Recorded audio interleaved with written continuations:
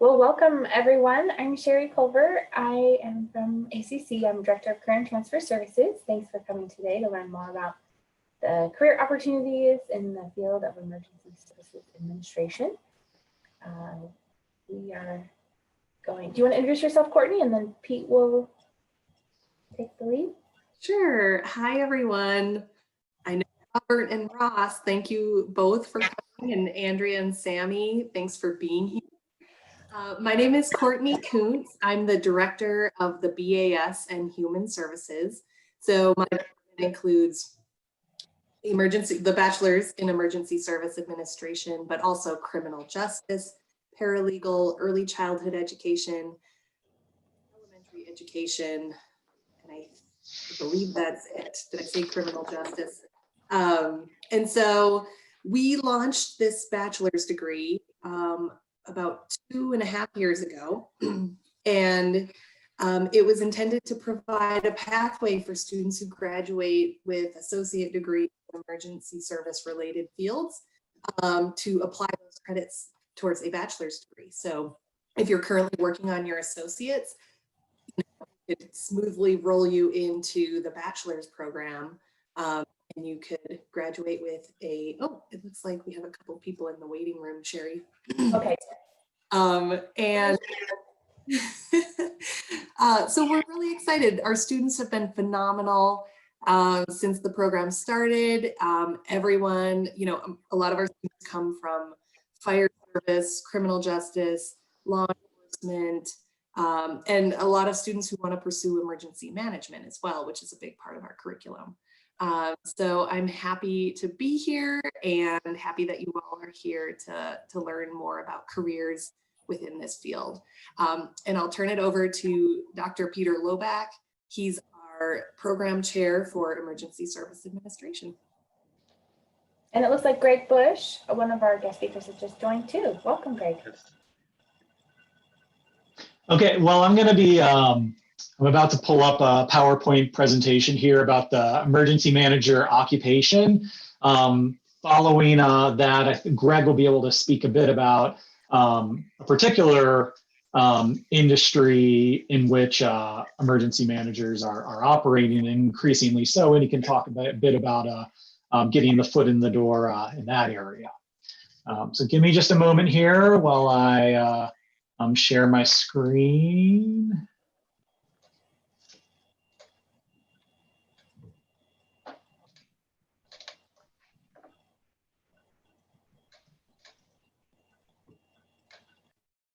All right, how's that looking for everyone? Very good. Okay. Start with just a quick definition of what an emergency manager is. If we're talking about this as an occupation, what do we mean by that? Well, this is according to David McIntyre, one pretty well-established faculty in emergency management. Emergency managers are professionals who are tasked with the responsibility of helping communities and organizations anticipate hazards and vulnerability and take measures to more effectively deal with disasters, which entails mitigation, preparedness, response, and recovery. Those who have taken some of the fundamental courses in our program and at other community colleges are probably pretty familiar with this terminology. So I think a lot of people think emergency management and they're thinking FEMA. They're also thinking Colorado Department of Emergency Management and these kind of state level organizations. But I want to highlight that there are other industries and other sectors that it involves. So we certainly have our local emergency management offices. They're frequently operating at a city level. Some towns have them. Some, depending how jurisdictions are set up, there might be both a city emergency manager as well as a county emergency manager, which speaks to these kind of complicated jurisdictions in this profession. So we also have our state emergency management offices. Certainly we have FEMA. I think what first comes to mind for most at the federal level, or federal level organization for emergency management. But I'll also talk about that we also have a growing area is the private sector. Sometimes the emergency manager will be referred to as such. Sometimes they're called a risk manager. Sometimes they might be called a business continuity specialist, a disaster recovery specialist. One kind of niche area that has really been proliferating lately is a cybersecurity specialist, which is indeed a type of emergency management. And as well as emergency managers work in the nonprofit area, the kind of leading nonprofit is certainly Red Cross, but there are others as well. So some different titles that emergency manager goes by. The highest level typically, when we think about how kind of authority is structured, is the emergency management director, sometimes called the emergency management coordinator. They're the senior level emergency manager at, if we're talking about a kind of a typical state or typical local jurisdiction. There might also be these next three, depending on, they vary. The title that they take, whether they're available, is really dependent on the particular organization. But some titles they have is an emergency management specialist. This will kind of be a mid-level position. The requirements usually involve several years as having been active in the field. Next, an emergency management analyst, also a mid-level position. A little bit down the line, oftentimes, is the emergency management planner. This is seen as more of an entry-level position, but even still, and I'll talk about this later on, the requisites to getting that job often involve having some experience in the field. Some other titles when we go to the private sector, some titles that the emergency manager might have: business continuity manager, disaster specialist, risk manager. When we talk about voluntary organizations, they might be a volunteer coordinator. And I'm really tackling the position of emergency manager today, but I'd also point out that we do have all these other positions that are very much in the field of emergency management, such as floodplain manager, public information officer, and we can go on and on and on about all the different kind of public officials that have some role in emergency management. All right, so I wanted to get into talking about some employment statistics. This is, now I want to give a caveat here with what I'm presenting. This is from the Bureau of Labor Statistics from the Department of Labor for 2019. This is for that director position. So this is typically the more senior level position. So that's the caveat when we see kind of wages and salaries, where for some of the different positions, it'll probably be a bit reduced. But in taking about, according to these data at least, and again, there's certainly things missing here. According to these data, local government positions not encompassing schools and hospitals, total employed in 2019, about 5,000. Emergency management directors, they're taking about half of all the positions. So in the public sector at a local government level, with an average mean wage of $73,000 a year. At the state level is about 14% of positions, about 1,400 positions, with an average mean wage of about $70,000.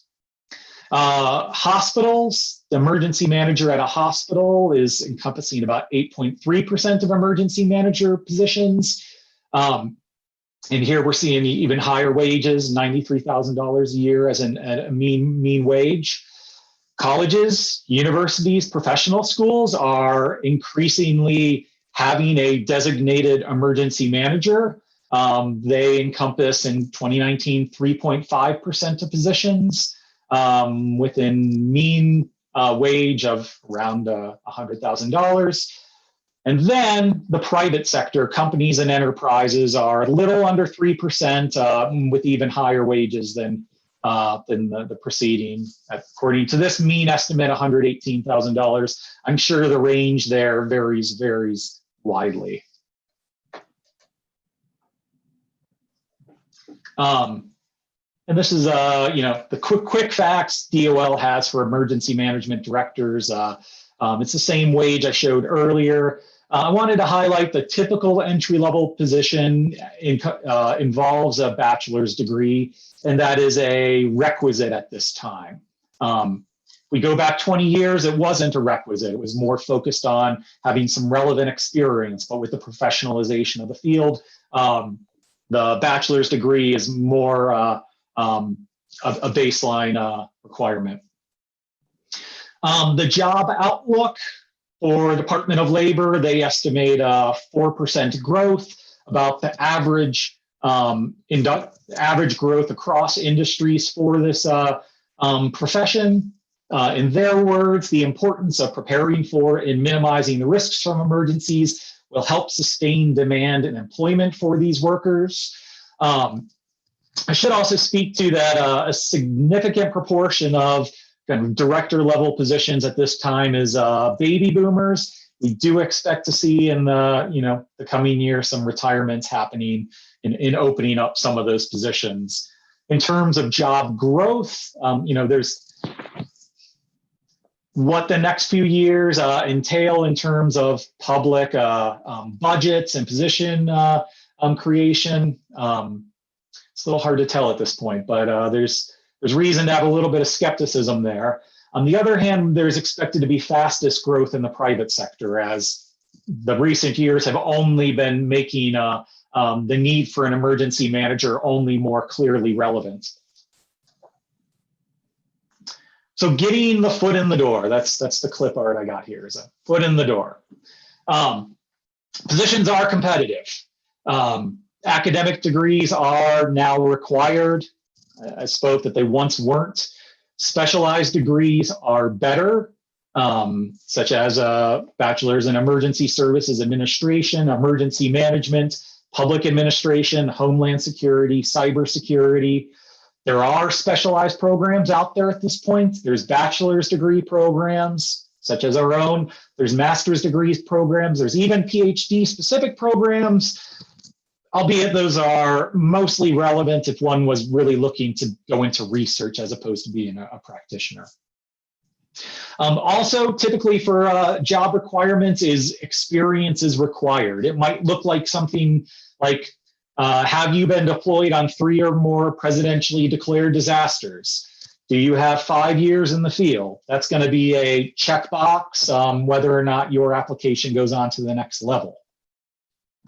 Some professionals point out that this can be that there's a bit of a chicken and an egg problem here, where you have to have experience in the field to get a job, but you can't have experience in the field if you haven't had a job.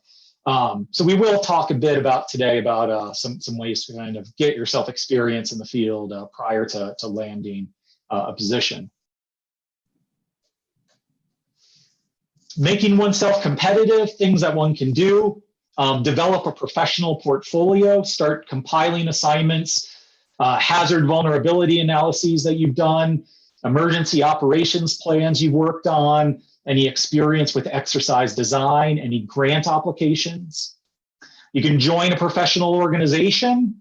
These are good, one, for the job postings they make available, for the networking opportunities that they have, for training opportunities. Kind of the most prominent one is the International Association of Emergency Managers. But there's other kind of more local ones. There's a Colorado Association of Emergency Managers. And related to both of these is getting professional credentials. In addition to a bachelor's degree, getting a certified emergency manager position. The IAEM, they have their certification. It does involve, it is a little bit expensive. It does cost $500 to take their test. Now, silver lining here is states often have their own emergency manager certification. Sometimes there's a crossover where if you have one or the other, they'll let you, your credentials will cross over. So Colorado does indeed have a Colorado Certified Emergency Manager program. It's significantly less expensive than the IAEM one, and it puts a bit more emphasis on field experience, which might make it more accessible for a lot of our students. Also, internships are a great opportunity for that foot in the door experience, which is often a prerequisite for positions. And then I'll also point out the proliferation of other trainings that are out there. FEMA has their basic academy. Colorado has their version of the FEMA basic academy, the Colorado Emergency Management Academy. A little bit higher up is the FEMA Advanced Academy. I'm a participant in that right now. It's 4 times a year going to EMI and in Maryland. They even have a higher level one, the Executive Academy, focused on kind of fostering executive level skills. Typically for positions, FEMA tends to be some of the most competitive. Getting a career position with FEMA is competitive. The salaries are high, the benefits are excellent. Very often the people who are getting career positions at FEMA have worked their way up in the field in some different ways. That said, FEMA does have some entry-level opportunities that may or may not be relevant to you all. There's the Pathways program, and us and FEMA kind of used our same terminology here. That's their term, that's their program, FEMA's Pathways. 2 lines that and this is specifically for emergency management students, this program. So if you are a student or a recent graduate, they have some different opportunities here. They have a paid internship program, and they also have a recent graduates program. They describe the recent graduates program as you have a mentor, you have about a year job assignment, and that can potentially be a bridge to a more permanent position. So again, if you're a student in this area, this is stuff that is good to have one's eye on. In addition, FEMA has a reservist program in FEMA Core. The reservist program's a little tricky and requires a lot of personal flexibility. You have to be on call and ready to do a deployment of 30 days or longer, which I don't know about you all, but that's a lot of flexibility that I don't have. But for some, it might fit, and it might be a great opportunity for getting that field experience. There's also FEMA Core, is this relatively new initiative that could be relevant. Some other positions for experience: you can volunteer with the Red Cross. They're active in our area. They take volunteers. Those can be bridges to having a more permanent position with Red Cross. You can join an incident management team. We have those in our area as well, and you're available to potentially be on call to deploy to some type 2, type 3 incidents in our area. I don't want to take up too much more time. I want to give Greg a chance to talk. But I did want to just touch on the Colorado CEM program. And what I really wanted to highlight here is that they have 4 areas that go into to fulfilling the requirements to be a certified emergency manager. If you are, for many of our students who are working in emergency services at this time, by the time you very likely have finished requirements for these first 3: required training, education, work experience, by the time you finish our program. That just leads to this professional contributions area. And I have those, you have to do 5 of these for the associate, 7 for the certified emergency manager. I have, what those go into there on the side. There's 13 different points. And I'd encourage you to think about opportunities you have at your current employer or with ACC where you might be able to do some activities that check those off. And upon graduation, basically be ready to apply for either the associate and emergency manager or the certified emergency manager certification. All right, that's what I got for you all. Next, we have Greg, and Greg is active in the field as an emergency manager for a college, so he'll be able to speak to a bit about that as an occupation. All right. Thank you, Dr. Lobeck. Did I get that right? Yeah, you got it. All right. I would start off by saying that my hair's a little messed up this morning. It's been a crazy, crazy day here. I was late getting on the call because I was on with Chancellor Garcia and the presidents. But Dr. Lobeck's overview he just provided was very accurate, and some of the notes I had, he covered a lot of them. I think I'll start by just a very brief background on how I kind of got into this field. I got a bachelor's degree in sociology and political science, of all things. I had no intention and no even clue of emergency management, what it was, or pursuing it as a career. I had wanted to go into law school. And so I went to a paralegal program, and I got recruited into workers' comp, of all things, as a paralegal. Did that for a year or two, got recruited into their safety program.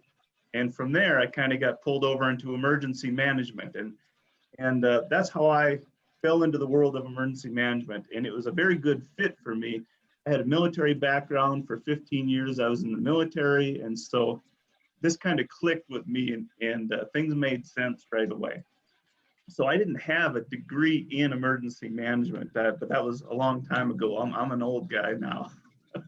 So, but I did go back to school. One of the things you mentioned was an advanced degree, and I went and got a master's degree and all the credentials. And I think that's a tremendous help. And I just want to, I guess, mention that because we hire, even within the CCCS system here, we call them campus safety coordinators, and they have safety, security, and emergency management responsibilities.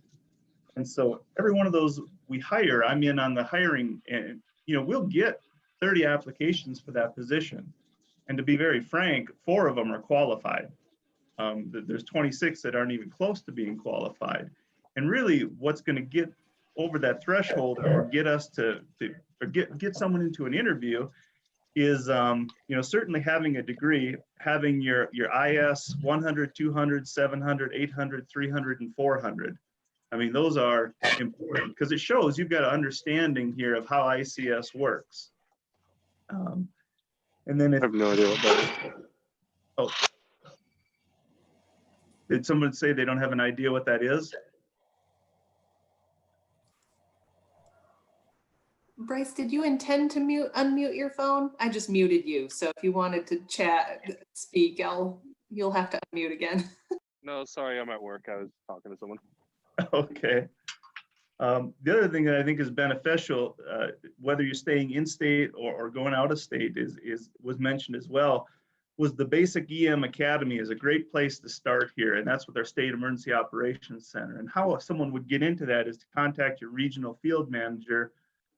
They reserve a couple spaces through every program for students.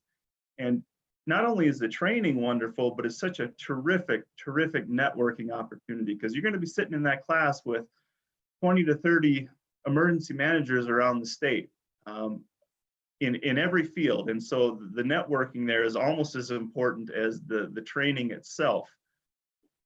A couple of things that I see where there's opportunities for employment in the future, I'm quite happy where I'm at, but I'm always looking to see what's happening in our field.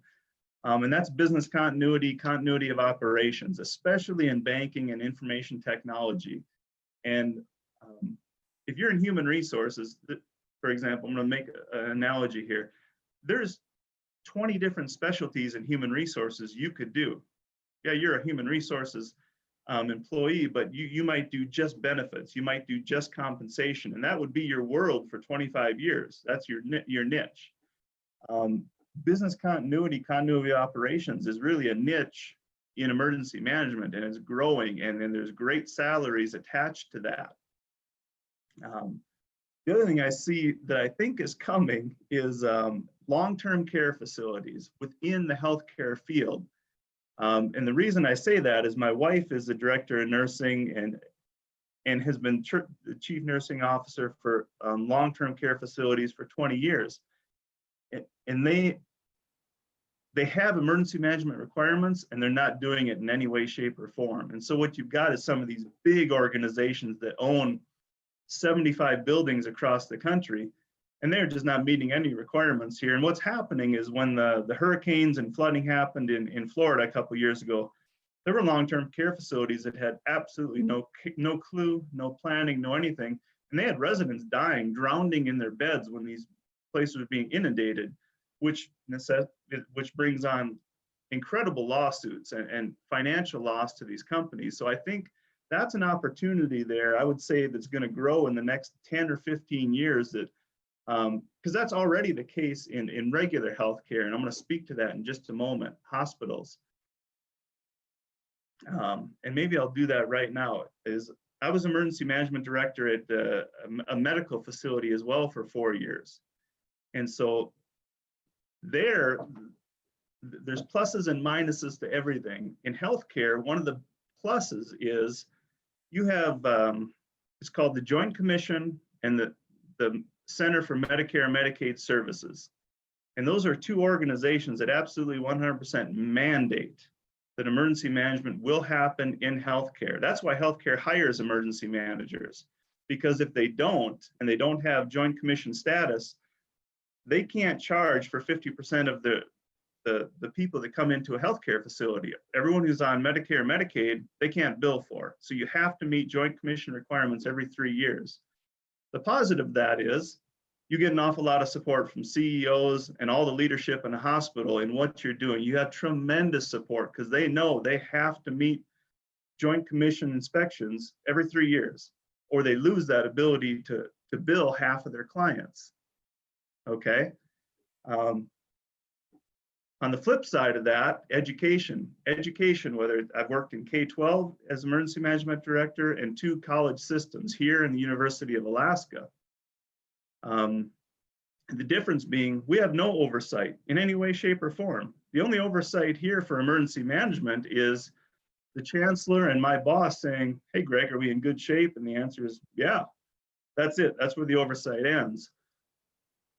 But then you don't also sometimes have all of the support that you have in healthcare. Okay, does that make sense? Pluses and minuses in every field or every sector you're in. But I think long-term care, the whole reason for that is I think long-term care is going to be one of those fields that is growing in the future because they've gotten hit with lawsuits and they are not in a good position as a whole in this country for emergency management. So I would just mention that. A couple of things I think are important is if you have an understanding of risk management, safety, and security, they all tie in so closely with emergency management. And that's been a very positive thing for me, is I have a background in all of those areas as well. And I think if you're going to go into this field, if you're going to be successful, there's a couple things that absolutely have to happen. This is just Greg's opinion, and you certainly can fire off any questions here. But I think as an emergency manager, you absolutely have to have the ability to work with radically different personalities across an entire organization, because you are going to, there is not one part of an organization you aren't going to touch. If you're in healthcare, K-12, higher ed, private sector, you will touch every one of them. And you have to be able to create buy-in. You have to have the ability, the personality to create buy-in in what you're doing and explain that what you're trying to put in place or planning or implement is going to benefit someone. So if Dr. Lobeck is in charge of radiology in a medical center, I mean, I better be able to go to Dr. Lobeck and say, hey, you know, what I'm doing is important, and here's why it should be important to you, and here's the benefit to you and your staff. If you can't do that, the head of every department is not going to have, they're going to have 15 or 20 seconds of your time, and then they're going to be thinking of something else. You have to make it important to them, and you have to sell it and create buy-in.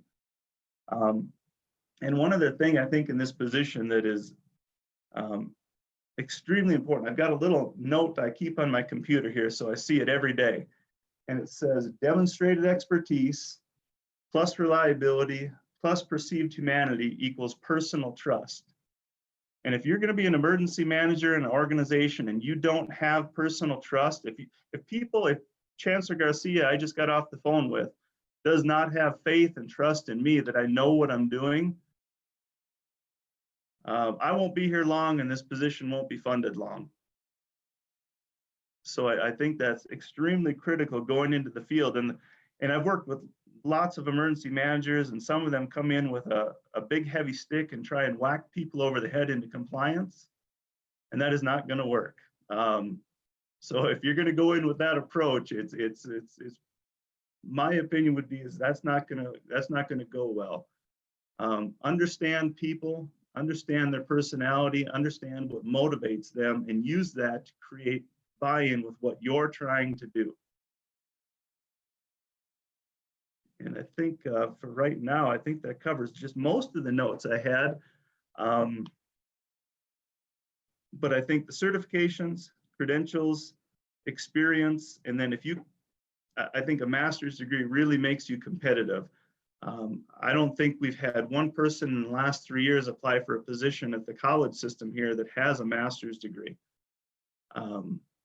And doesn't necessarily have to be in, again, this is just Greg's opinion, in emergency management, but just gives you a tremendous benefit, even if it's a master's in business administration. In higher ed, first off, that's the world of academia. Degrees are important in higher ed, right? I mean, they are. And so if you understand, how to manage a budget, how to manage people, it gives you, again, credibility and a foot up coming into an interview. And Sherry, Dr. Lobeck, I think I'll stop right there unless anyone has any questions for me, or there's any other things you'd like me to cover. I mean, I'm happy to go into some other things if you'd like. Thank you so much, Greg. Why don't we open it up? We have a few students in the room. And if they have questions for you and how you got to where you are, where you're going. Okay. Does anybody want to unmute your phone and ask a question or type into the chat box?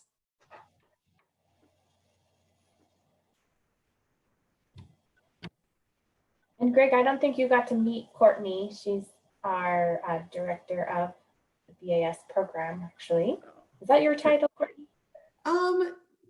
Yeah, Director of Human Services, which includes the BAS. We started it about, 2.5 years ago as the first bachelor's degree at ACC.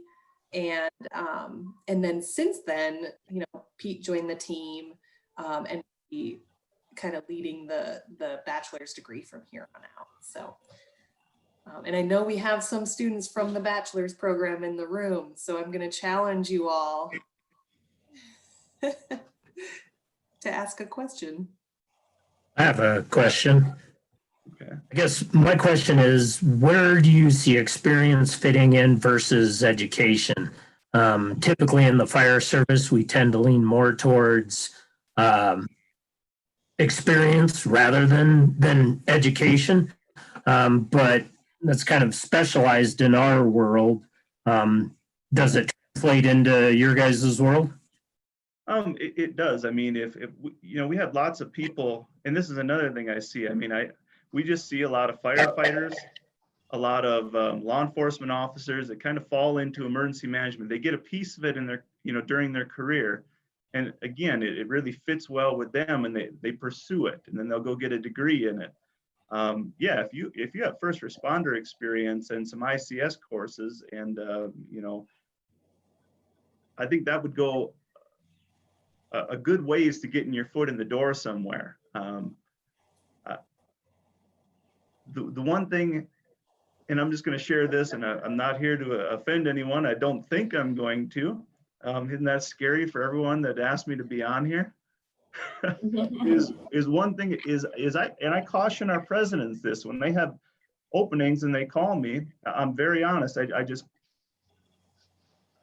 sometimes we have law enforcement officers that really enjoy, and I'll preface this by saying I was in law enforcement in the military for a long time as well. Okay. But sometimes we'll have people come into emergency management with a law enforcement background, and their focus is so much on response that they have blinders on, and they see nothing but response. And anyone in this program knows, depending on what you look at, there's 4 or 5 pieces to emergency management. Response is just one of them. And so I think when you have an interview or you're putting your resume together, one thing I want to see is when I'm looking at a resume is I want to see that you have a very clear understanding of the 4 areas of emergency management: response, recovery, planning, and you have some understanding, background, experience in all those areas. I think that's extremely important to show that to people and to be able to speak to it in an interview.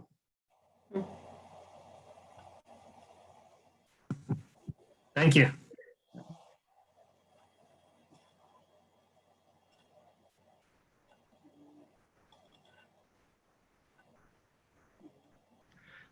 I have another thought. Is if we're coming, if someone's pondering a question, I'll just share another thought.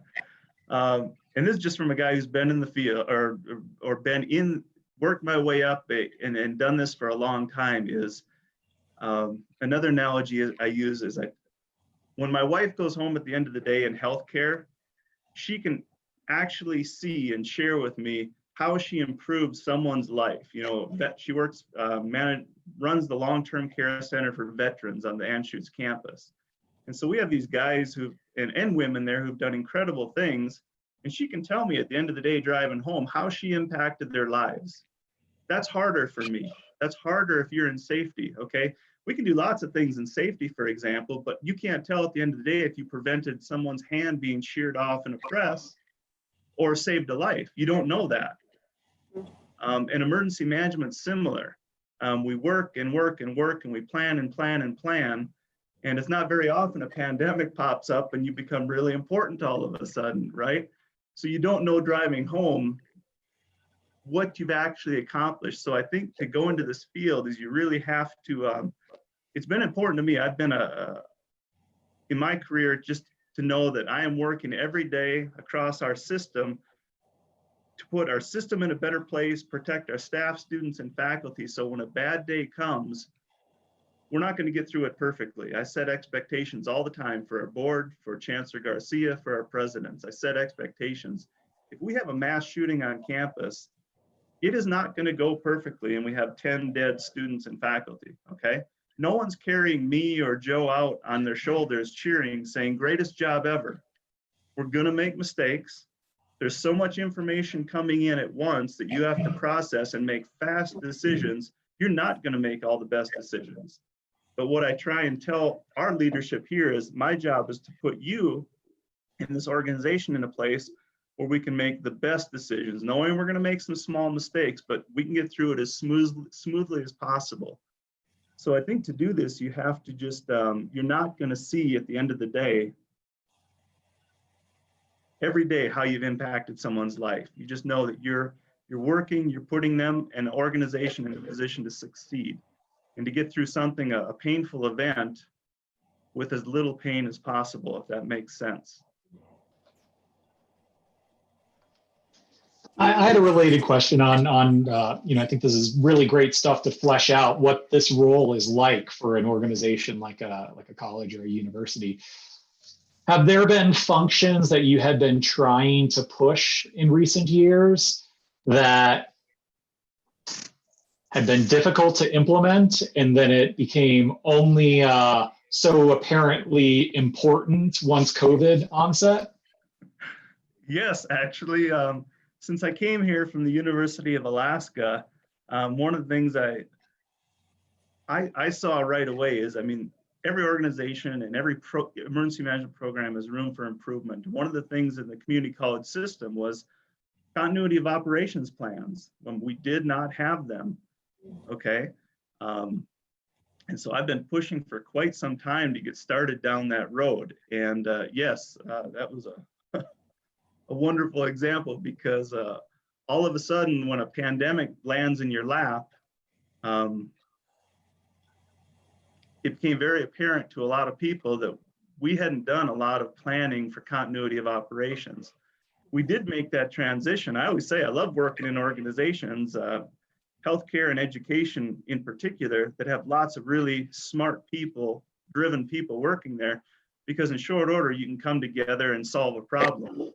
But if we'd have done the work ahead of time, for example, and had continuity of operations plans, there would have been a lot less headaches in the beginning here this spring when we were trying to put that, figure out how to move everything into remote learning, right?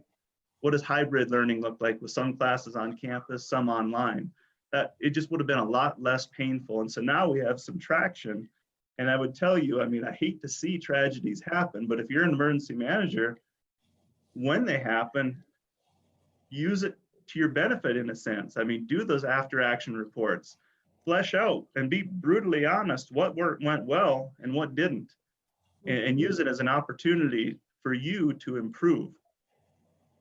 And speaking of after action reports, I just have to say this, Dr. Lobeck, in 20 plus years of doing this, people hate doing after action reports. Emergency managers hate doing after action reports because it lays to the bone very quickly. Everyone can see what didn't go well.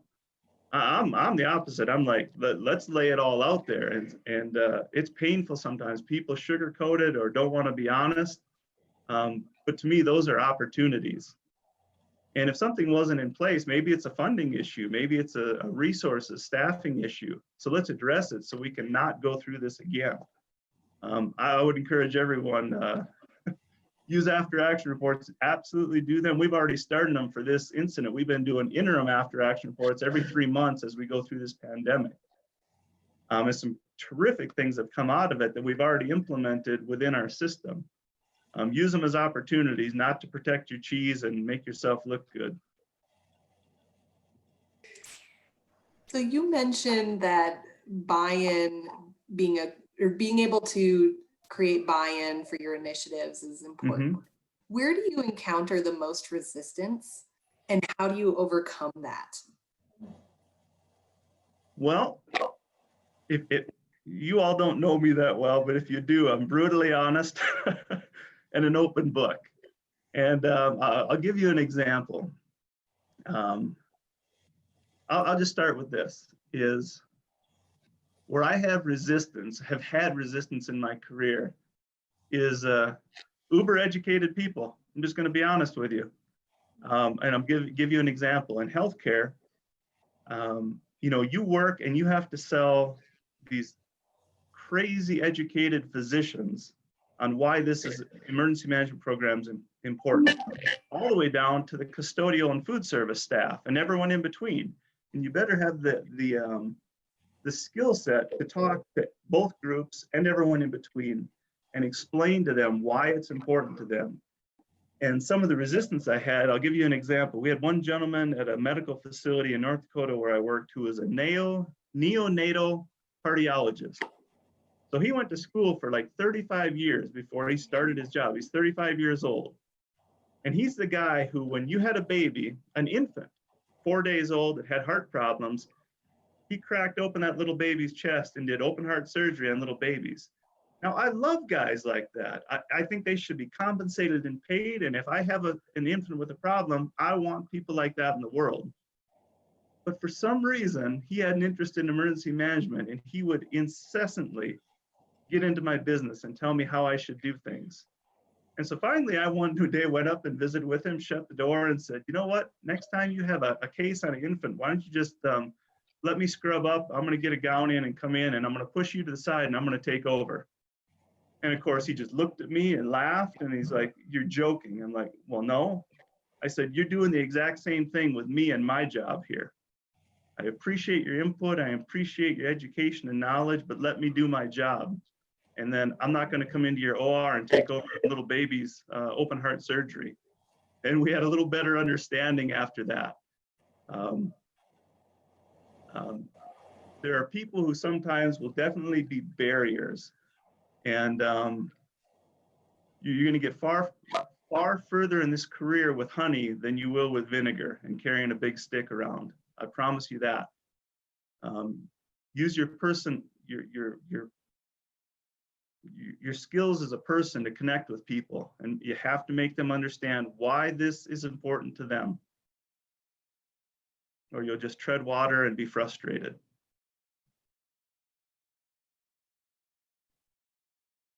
Did that answer your question? It did, thank you. Okay. Can you, One other thing I just have to oh, you mention. said earlier about what you feel like trust is built on? I'm sorry? Can you repeat that formula you have for trust? Yeah, I have it right here. It's demonstrated expertise, which comes with all the credentialing and education, plus reliability, plus perceived humanity equals personal trust. Cool. I found that a long time ago and it made sense to me, so I clipped it out and everywhere I went, I stick it on my computer. That's great. I'll do, I think we're, oh, did a student have a question? Well, I'll ask kind of one more question here, one that is of kind of professional interest to me. Oh, can you hear me still? Yes. Okay. Do you think your role and your position fits clearly into the National Incident Management System? Yeah, I absolutely believe so. We completely implemented ICS into the community college system. You know, one thing we've used is, you know, for example, the GETS, Government Emergency Telecommunication Service, and WPS, Wireless Priority Service. Okay, that's a tool the government's put in place for emergency communications, and we're one of the beneficiaries of that. In higher ed emergency management, we have access to that incredible government system. So to answer your question, yeah, I could give you so many examples like GETS and WPS where the federal government and the state government have been fabulous in considering higher ed into everything they're doing, into ICS. I think we fit. And I've seen some people try and resist that, and I frankly say you're crazy, because our world, at least in the United States, at every level, from the federal government to the smallest local government, is using ICS. And so if you don't understand it and you're not implementing it, you're going to be left out very quickly on a bad day. Cool, thanks. Can I just share two last things, just because I think they're important, and then I'll quit jabbering for a while, is when you start your career, especially as you move up, and let's just say you get a director position in a new organization, go out, meet with every leadership position and ask them what their needs are, and then find out who your champions are, because you're only going to have 2 of them, 3 of them maybe in a big organization. So when I say that, that's a president or a vice president or a vice chancellor who really has an interest in emergency management and wants to help you pursue it and drive it forward. Make best friends with them. Find out who your champions are, put them in your pocket and work together, because they'll be the ones who are getting their colleagues. So I find 1 or 2 presidents out of our 13 who really are interested. Instead of me going in front of the presidents, sometimes it's easier to talk to this president from XYZ college and say, hey, you know, if you could bring this up and explain to your colleagues why you think it's important, I can get further in 1 meeting with that happening than 10 meetings with me going and telling them why it's important. So find your champions. I just think that's very important when you go somewhere.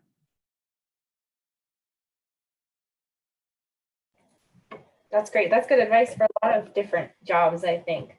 I need that too.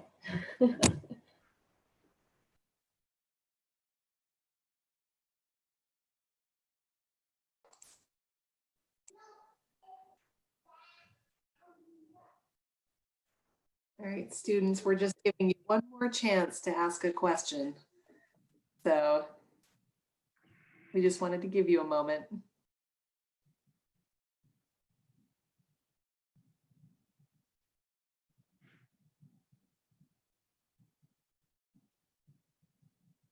All right, I would just say it's very rewarding, and just like I say, go into it with the right mindset, and I think you could have a very good career, not just from the financial side, but a very personally rewarding career.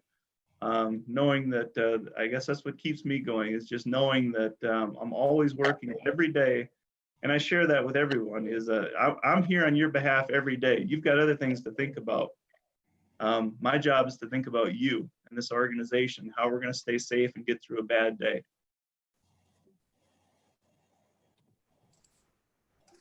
Thank you so much for sharing all of your experiences and everything with the students here. That was great. Well, good. Yes. And for any students who ever any questions or just maybe want to run something by me, I'm easy to find. My name's out there all over on the CCCS website and my phone number, and feel free to call anytime. Busy, but I can always make time to visit with someone who's interested in going into the field. Thank you. Thank you, Greg, so much for taking time. I know you are so busy, so we really appreciate you being here today. No problem at all. Have a wonderful day. Yeah, you too. And thanks to Pete for starting us off with that good kind of background information. That was super helpful. No problem. And thanks again, Greg. You're great. Very, very welcome. Have a great day. Okay, Thank you much. Bye. Bye-bye. And I recorded it, and so we can post it online if you want anywhere. I'll send it to you all. Thank you.